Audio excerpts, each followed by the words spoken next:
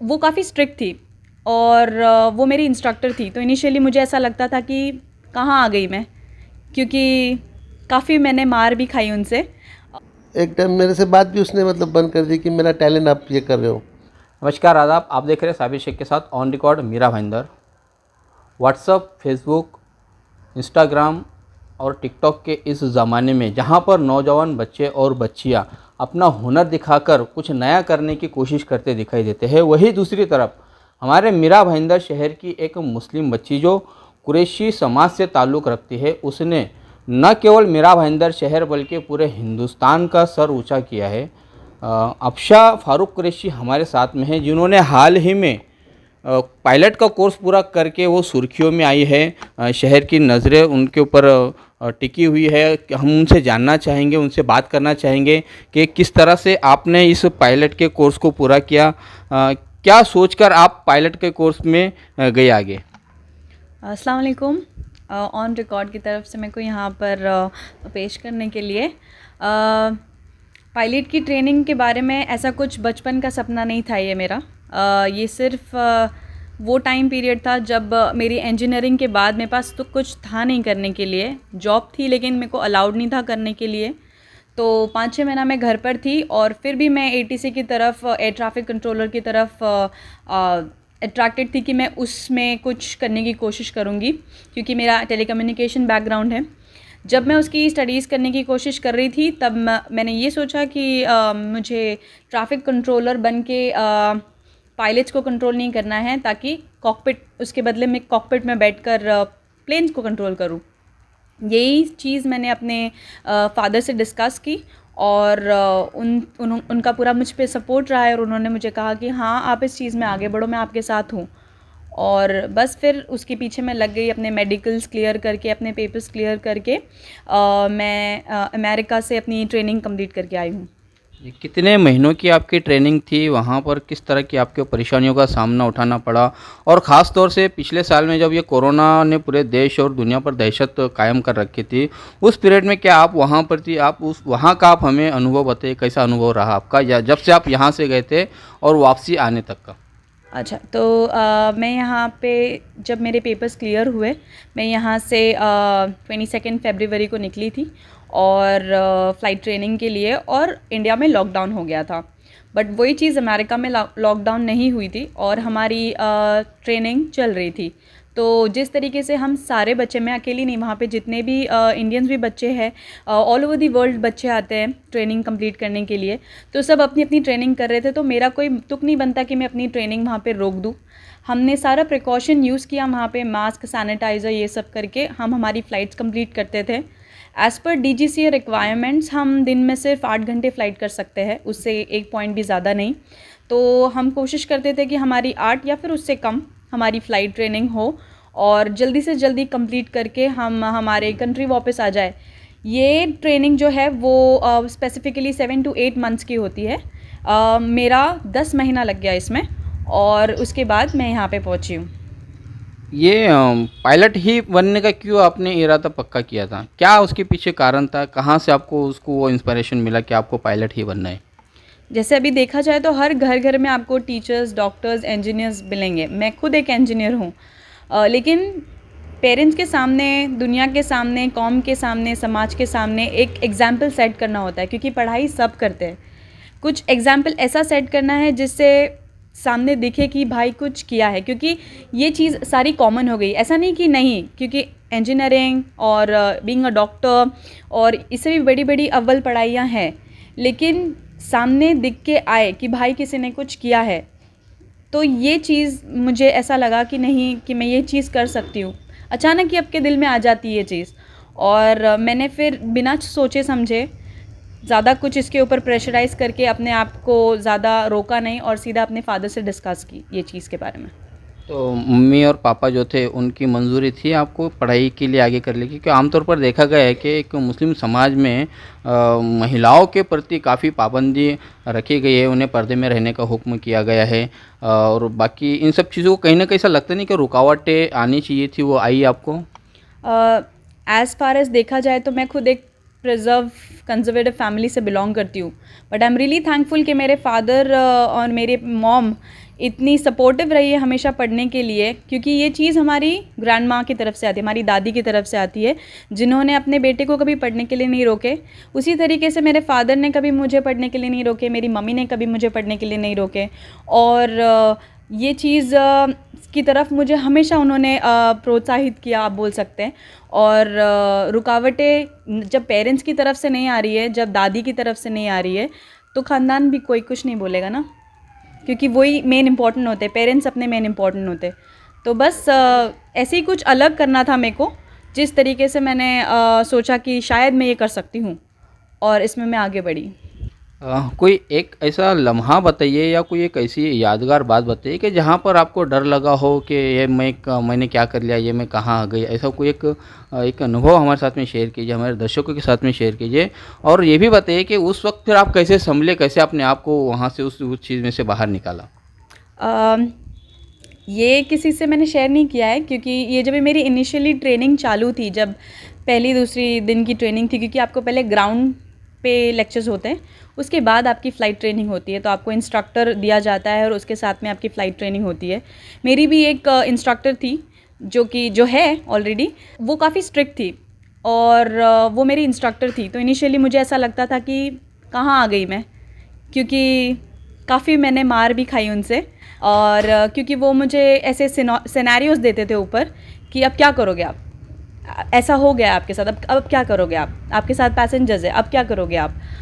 तो मुझे initially landings में बहुत दिक्कत होती थी। मैं लाती थी, प्लेन को लाती थी, लेकिन लैंड भी करती थी, लेकिन उसके हिसाब से मैं बराबर नहीं करती थी। तो मुझे उसके हिसाब में, उसकी नज़र में ऊंचा उठना था।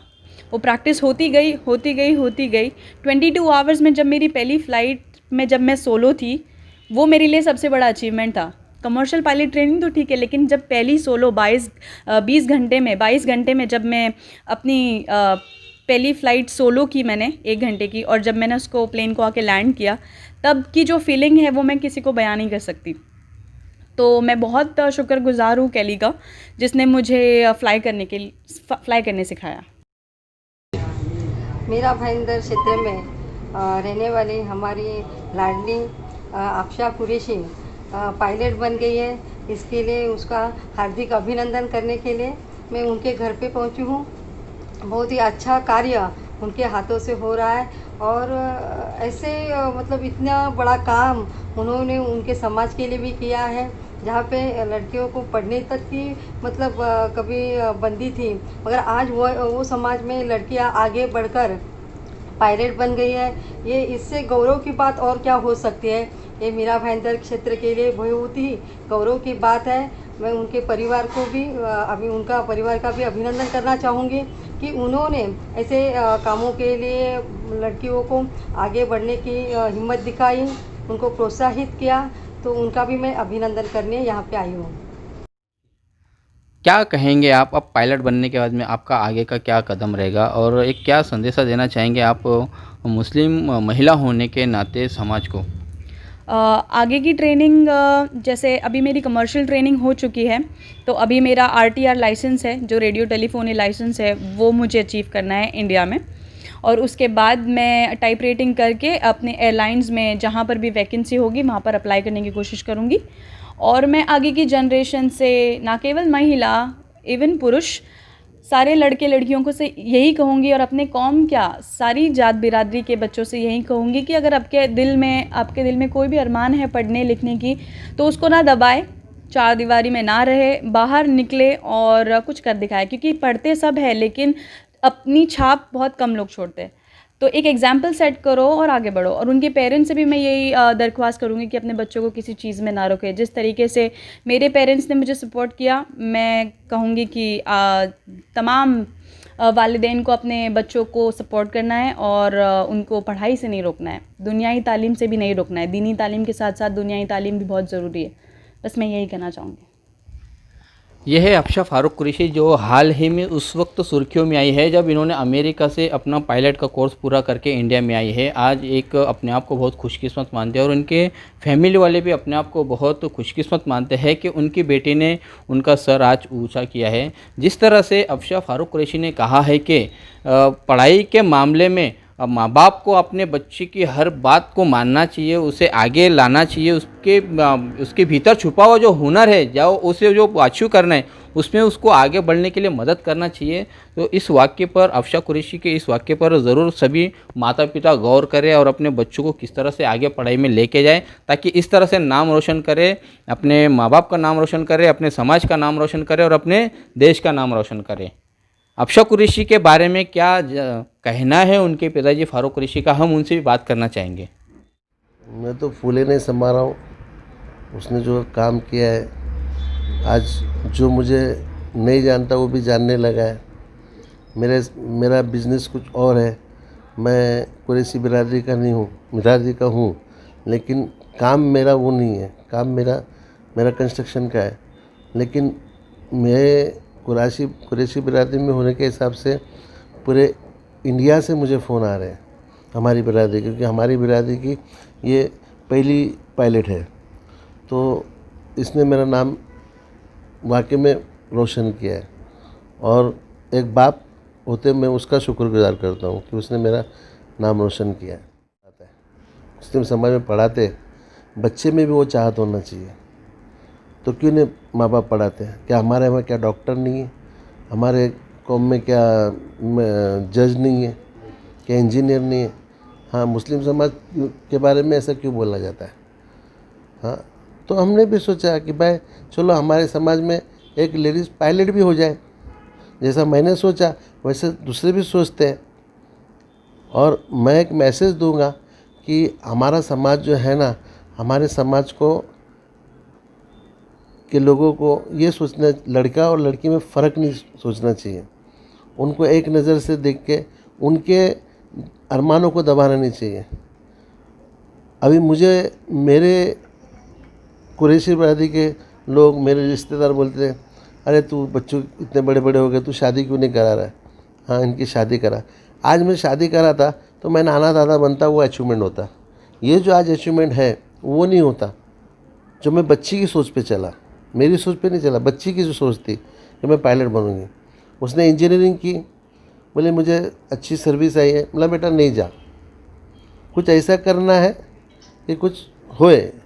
हाँ, तो एक टाइम मेरे से बात भी उसने बंद कर दी कि मेरा टैलेंट आप ये कर रहे हो, हाँ क्यों नहीं मुझे सर्विस भेज रहे हो? तो बोला नहीं बेटा, घर पे बैठो, हाँ दूसरा कुछ करते हैं। तो एक सुबह फजर की नमाज़ पढ़ के हम लोग बैठे थे, तो इसने बोला कि पापा मुझे पायलट बनना है। तो बोला बन जा बेटा, अच्छी बात है।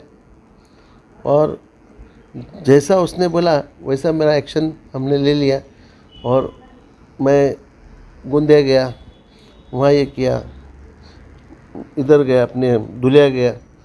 तो मेरे एग्ज़ाम देती थी थियरी का, तो वो सर बोले कि अगर आप उसको बाहर भेजते हो तो उसका इंटरनेशनल लाइसेंस भी आ जाएगा, एक अलग प्लस पॉइंट रहेगा। तो फिर मैंने फ्लोरिडा करके अमेरिका में जगह है जो स्कूल ट्रेनिंग है वहाँ, तो वो हमने चुना और इसको हमने 22 फरवरी को अमेरिका भेजा। और भेजने के बाद ऐसा हो गया कि कोरोना चालू हो गया। अब आप समझ सकते हैं कि कोरोना के दौरान वहाँ सबसे ज़्यादा तादाद में अमेरिका में कोरोना था। तो हमारी तो मेरी माँ, मेरी बीवी, मेरे बच्चे सब परेशान थे कि कैसा होगा, अभी क्या होगा।